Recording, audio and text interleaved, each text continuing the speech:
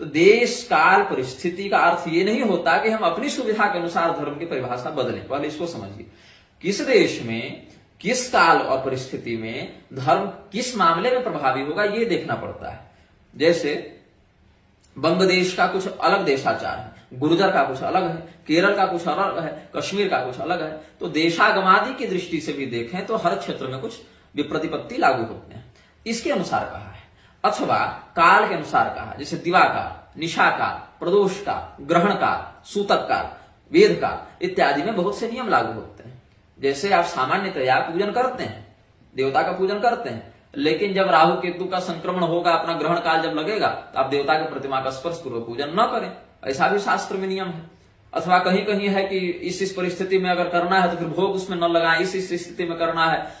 जैसे परिस्थिति, आप जैसे संध्या करने बैठे हैं लेकिन ट्रेन में है तो क्या कीजिएगा, अनुदकी संध्या करते हैं। उस समय उसमें क्या करते हैं कि जो वरुण देवता का स्थान है स्वादिष्ठान चक्र में, ब्रह्मदेव का है लेकिन जल तत्व होने से मैंने कहा वरुण देवता का स्थान है, तो जल तत्व में पहले न्यास किया जाता है, प्राणायाम की स्थिति वहां पर केंद्रित की जाती है, वहां से फिर अनुदकी विधान से भगवान सूर्य को अर्घ देने का विधान है, अथवा बालू से देने का विधान है। तो ये परिस्थिति हो गई, काल हो गया, किस काल में क्या धर्म है। जैसे प्रातः संध्या आप करेंगे 3 अर्घ देंगे खड़े होकर, मध्याह्न संध्या में 1 ही अर्घ देंगे खड़े होकर, और सायं संध्या में बैठकर 3 अर्घ देंगे। सुबह देंगे तो थोड़े झुक कर देंगे, शाम मध्याह्न में देंगे तो सीधे तन कर देंगे, खड़े एकदम सीना चौड़ा करके देंगे। ये काल का हो गया। देश का हमने बता ही दिया, काल का बता ही दिया, परिस्थिति का संकेत कर ही दिया। जैसे रजस्वला हो गई महिला तो परिस्थिति उसकी दूसरी बन गई ना, तो उस 4 दिन 5 दिन, या अगर श्राव बढ़ गया तो 7वें दिन से फिर वो अपना शुद्ध होती है, काम करती है, धर्म अनुष्ठान करती है।